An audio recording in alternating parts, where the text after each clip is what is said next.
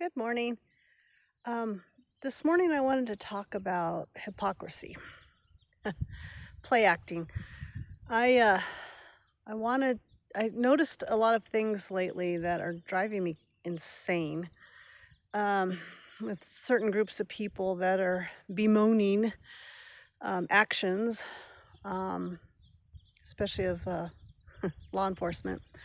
When 2, 3 years ago the same thing happened and they never said a word because it was a different group. For example, they celebrated the death of one young man who was a father and a husband while screaming and crying about the death of a mother. That was by her own actions, in my opinion. But um, I'm not trying to be political or anything else, but I noticed that this hypocrisy is getting more and more um, prevalent, and that people are just, they don't even realize they're doing it. They don't even realize that the things that they're saying are exactly the opposite of what they're doing, or the things that they're complaining about now are things that they ignored years ago, or the things that they're ignoring now are things that were happening years ago, that they were screaming about. But it's interesting that the Bible speaks against that.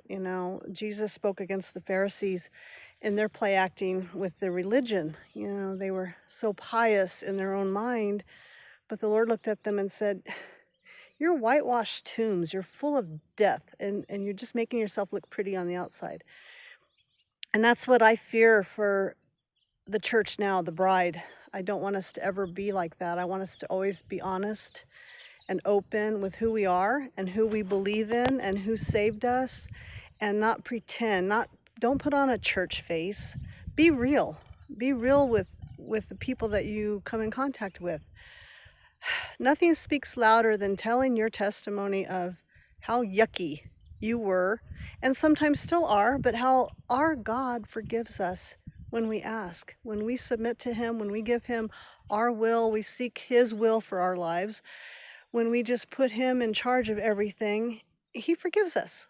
And we need to remind us and everybody around us that we know we're not perfect. We know we're not, happy, happy, joy, joy all the time. Christians suffer from depression. Christians suffer from anxiety.